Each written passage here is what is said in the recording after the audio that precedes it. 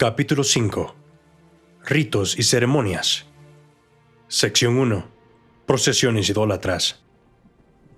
Aquellos que hayan leído el relato de la última procesión idólatra en la capital de Escocia, en la historia de la Reforma de John Knox, no podrá olvidar fácilmente la tragicomedia en que terminó. La luz del Evangelio se había propagado ampliamente y los ídolos papales habían perdido su fascinación. Las imágenes, dice el historiador, se habían marchado a hurtadillas de todas partes en el país. Y en Edimburgo estaba ese gran ídolo llamado St. Giles, el santo patrono de la capital, que primero había sido sumergido en el North Loch y después quemado, lo que provocó no pocos disturbios en la ciudad. Los obispos exigieron del consejo de la ciudad o entregarles de nuevo al viejo St. Giles o bien, a sus expensas, hacer una nueva imagen. Ellos se rehusaron absolutamente a hacerlo, pues ahora estaban convencidos del pecado de idolatría. Sin embargo, los obispos y los sacerdotes, como se aproximaba el aniversario de la fiesta de St. Giles, resolvieron hacer lo posible para que la procesión tuviera lugar con tanta pompa como se pudiera. Para tal fin, se pidió prestado a los frágiles grises un ídolo pequeño, al que le llamaban St. Giles el Joven. El día señalado, dice Knox, se congregaron los sacerdotes, los frailes, los canónigos, con panderetas y trompetas, con estandartes y gaitas. La procesión se dirigió al oeste y bajó por High Street hasta Cairncross. Alguno de la multitud se acercó al ídolo como si se dispudiera para ayudar a cargarlo, y poniéndose las andas o angarillas en los hombros, empezó a estremecerse, creyendo que de ese modo el ídolo se caería. Pero algo así se había previsto, y lo impidieron los clavos de hierro con los que estaba asegurado a las andas. Entonces alguien empezó a gritar: «¡Abajo el ídolo, abajo!», y así fue derribado sin demora. Tal procesión idólatra en medio de un pueblo que había empezado a estudiar la palabra de Dios, y al encontrarle el gusto, no produjo cosa distinta que indignación y escarnio. Pero en tierras papales, en medio de un pueblo mantenido asiduamente en la oscuridad, las procesiones están entre los medios favoritos que emplea la Iglesia romana para atar a sus seguidores.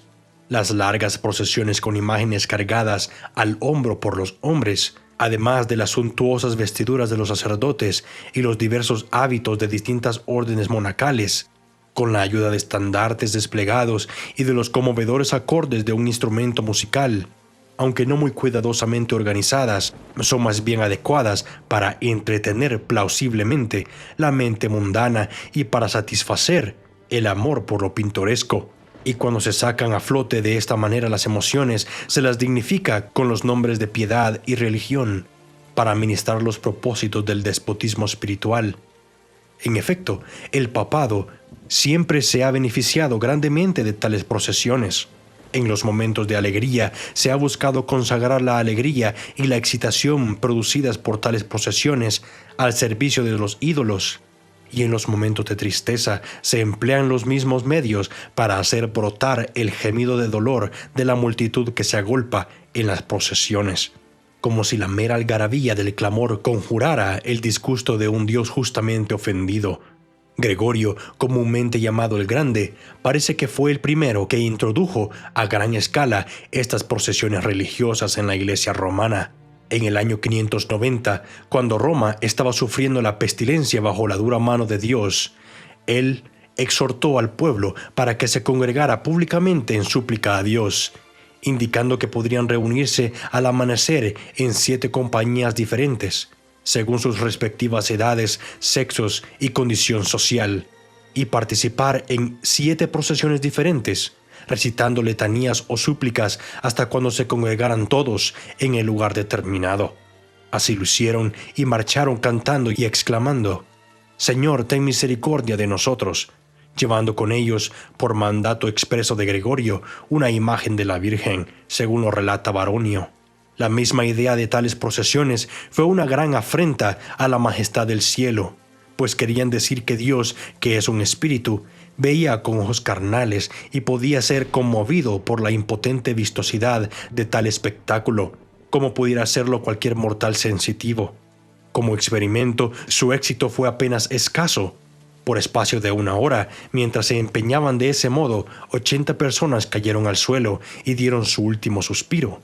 Sin embargo, ahora esto es considerado por los romanos el mejor medio para conjurar la ira de Dios en un momento de desgracia nacional. Si esta calamidad, dice el Dr. Wiseman, refiriéndose a las desgracias de la India, si esta calamidad sobre nuestros antepasados hubiera ocurrido en los días del catolicismo, las calles de esta ciudad, Londres, se habrían visto holladas en todas direcciones por las procesiones penitenciales, clamando como David cuando la pestilencia golpeó al pueblo. Si esta alusión a David tiene algún propósito o significado, querría decir que David, en tiempos de pestilencia, encabezó alguna de tales procesiones penitenciales. Pero el Dr. Wiseman sabe, o debe saberlo, que David no hizo nada por el estilo, que su penitencia no expresó de tal manera por medio de procesiones, y mucho menos por medio de procesiones idólatras, como en los días del catolicismo de nuestros antepasados, a los cuales se nos invita a regresar. Entonces, esta referencia a David es un mero engaño, destinado a despistar a aquellos a quienes no se les ha permitido leer la Biblia, como si tales procesiones penitenciales tuvieran alguna garantía bíblica para confiar en ellas. El Times, al comentar esta recomendación del dignatario papal, ha dado en el clavo. La idea histórica, dice este diario, en tan simple y tan vieja como puede serlo. En Homero encontramos la procesión de Hécuba y de las matronas de Troya al altar de Minerva en la acrópolis de esta ciudad. Era una época de terror y consternación en Troya, cuando Diómenes, con fuerza irresistibles, estaba esclavizándolo todo ante él, y la caída de la soberbia ciudad parecía estar cerca. Para conjurar la ruina aparentemente inevitable, la reina troyana fue enviada en forma divina para guiar el congregado séquito de las principales matronas troyanas al santuario de Minerva, y así lo hizo ella. Ella misma guía la larga procesión, dice. El séquito avanza lenta y majestuosamente. Tan pronto como llega a la torre más alta de Ilión, e impotentes llegan al encumbrado y majestuoso Palladio, la consorte de Antenor, la bella Teano, espera como sacerdotisa de Palas y desatranca las puertas. Con las manos levantadas y los ojos implorantes, llenan el majestuoso edificio con lamentos suplicantes. Este es un antecedente de las procesiones penitenciales, en plena alianza con la idolatría, tal como se le buscaría en vano en la historia de David o de cualquier otro de los santos del Antiguo Testamento. Las procesiones religiosas, y especialmente las procesiones con imágenes, ya sean descritas jubilosa o tristemente, son puramente paganas. En la palabra de Dios encontramos 2 ejemplos en los cuales se realizaron procesiones con la aprobación divina, pero cuando se compara el propósito de estas procesiones romanas, se ve que no existe afinidad entre ellas y las procesiones de Roma.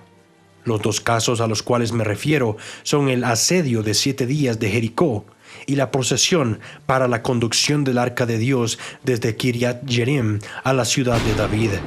En el primer caso, la procesión, aunque acompañada por los símbolos del culto divino, no tenía por objetivo realizar actos de culto religioso, sino que fue una manera milagrosa de conducir la guerra, cuando iba a darse una señal de la intervención del poder divino. En el otro caso, hubo simplemente el traslado del arca, el símbolo de la presencia del Señor, desde el lugar donde se había permitido que estuviera largo tiempo en la oscuridad, hasta el lugar que el Señor mismo había escogido para su morada, siendo en tal ocasión completamente apropiado y conveniente que el traslado se hiciera con toda solemnidad religiosa. Pero estos casos fueron simplemente ocasionales y no tienen nada en común con las procesiones romanas, que constituyen una parte normal de la ceremonia del papado. Pero aunque las Escrituras no dicen nada sobre las procesiones religiosas en el culto aprobado por Dios, se refieren varias veces a las procesiones paganas, también acompañadas de imágenes exponiendo vívidamente la locura de aquellos que puedan esperar algo bueno de dioses que no pueden moverse de un lugar a otro a menos que los lleven. Hablando de los dioses de Babilonia, dice así el profeta Isaías en el capítulo 46, versos 6 y 7. Sacan oro de su talegón y pesan plata con balanzas. Alquilan un platero para ser dios de él, se humillan y adoran. Se lo echan sobre los hombros, lo llevan y lo asientan en su lugar. Allí está y no se mueve de su lugar. Estas procesiones de ídolos, llevados en los hombros por los hombres, están eficazmente representadas en las esculturas de Nínive y constituyen a la vez una notable ilustración del lenguaje profético y del origen real de las procesiones papales. La misma práctica era observada en Egipto. En las procesiones de los santuarios, dice Wilkinson, era costumbre que los hombres llevaran en los hombros la estatua de la deidad principal, en cuyo honor se hacía la procesión, junto con la del rey y las de sus antepasados. Pero las procesiones no solamente se identificaban en general con el sistema babilónico.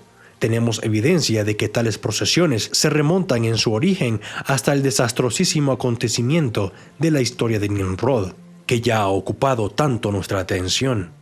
Wilkinson dice que Dioro habla de una fiesta etíope de Júpiter en la que la estatua se llevaba en procesión para conmemorar probablemente el supuesto refugio de los dioses en ese país, que, dice él, puede haber sido una conmemoración de la huida de los egipcios con sus dioses. El pasaje de Dioro, al cual se refiere Wilkinson, no dice mucho en cuanto al motivo por el cual las estatuas de Júpiter y de Juno, pues Dioro menciona la tumba de Juno, así como la de Júpiter, eran llevadas anualmente a la tierra de Etiopía, y luego, después de cierto tiempo de permanecer allí, se les regresaba a Egipto de nuevo. Pero comparando este pasaje con otros pasajes antiguos, esto se hace evidente. Eustacio dice de las fiestas en cuestión: según algunos, los etíopes acostumbraban traer las imágenes de Zeus y de otros dioses desde el gran templo de Zeus en Tebas. Con estas imágenes iban de un lado a otro en Libia durante un tiempo determinado y celebraban una espléndida fiesta para los 12 dioses. Como la fiesta se llamaba la fiesta etíope, y como eran etíopes los que se llevaban los ídolos y los traían de nuevo, esto quiere decir que los ídolos tienen que haber sido ídolos etíopes. Y como hemos visto que Egipto estaba bajo el poder de Nimrod, y en consecuencia de los cusitas o etíopes, cuando se reprimió la idolatría durante el tiempo de Egipto, que sería esta llevada de los ídolos a Etiopía de la tierra de los cusitas, que se conmemoraba solemnemente todos los años, sino apenas el resultado natural de la supresión temporal de la adoración idólatra iniciada por Nimrod. En México encontramos el relato del duplicado exacto de la fiesta etíope. Allí, en determinada época, se sacaban del país las imágenes de los dioses en una procesión fúnebre, como si se les hiciera una despedida, y luego, después de cierto tiempo, eran traídas de nuevo con todas las demostraciones de júbilo. En Grecia encontramos una fiesta completamente similar, relacionada por una parte con la fiesta etíope de Egipto, y por la otra relacionada íntimamente con las procesiones penitenciales del Papa Gregorio. Así vemos que Potter se refiere primero a una fiesta délfica en memoria de un viaje de Apolo, y después, bajo el título de una fiesta llamada Apolínea, leemos esto. Este relato para Apolo en Egialea, Apolo, habiendo conseguido una victoria sobre Pitón, fue a una Egialea acompañado por su hermana Diana, pero aterrorizado huyó de allí a Creta. Después de esto, los egialeanos fueron infectados por un mal epidémico y, aconsejados por los profetas para aplacar a las deidades ofendidas, enviaron 7 muchachos e igual número de vírgenes para suplicarles que se regresaran. Aquí está el origen simbólico de la letanía de las 7 veces del Papa Gregorio. Apolo y Diana aceptaron su piedad y se hizo costumbre elegir muchachos vírgenes escogidos para hacer una procesión conmemorativa solemne, como si ellos fueran nombrados para hacer regresar a Apolo y a Diana, lo que se prolongó hasta la época de Pausianas. En Grecia, la lucha entre Pitón y Apolo es la réplica exacta de la lucha entre Tifón y Osiris en Egipto. En otras palabras, este Sem y Nimrod. Así vemos el significado real y el origen de la fiesta etíope, cuando los etíopes se llevaban los dioses de los templos egipcios. Esta fiesta se remonta evidentemente a la época en que, después de asesinado a Nimrod, la idolatría no se atrevió a mostrarse, excepto entre los seguidores fervientes del cazador poderoso, quienes se encontraban en su propia familia, en la familia de Cus. Cuando con grandes llantos y lamentos los idólatras huyeron cargando en hombros a sus dioses para esconderse donde pudieran. En conmemoración de la supremacía de la idolatría y de las consecuencias infaustas que se suponía se derivaron de tal supresión, la primera parte de la fiesta, lo que vemos visto claramente tanto en México como en Grecia, consistía en una procesión de dolientes que, después del duelo, se tornaba en alegría en memoria del feliz retorno de los dioses desterrados a su anterior exaltación. Verdaderamente, un digno origen para la letanía de las 7 veces del Papa Gregorio y para las procesiones papales.